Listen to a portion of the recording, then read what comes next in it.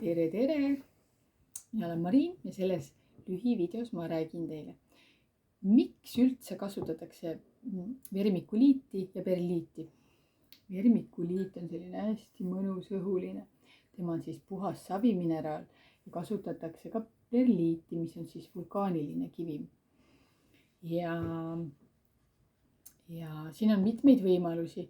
Mina katan oma seemnekülvid vermikuliidiga ja aitab niiskust hoida, mullapind ei kuiva nii kiiresti läbi ja ta on juba mitmeid aastaid mul selline mõnus abimees.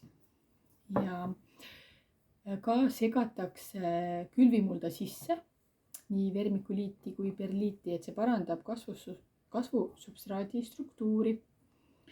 Ja kas teie näiteks teadsite, et perliidi ja vermikuliidi sisse saab talveks panna taalia mugulad, et väga hea keskkond neil talve üleelamiseks. Kohtumiseni!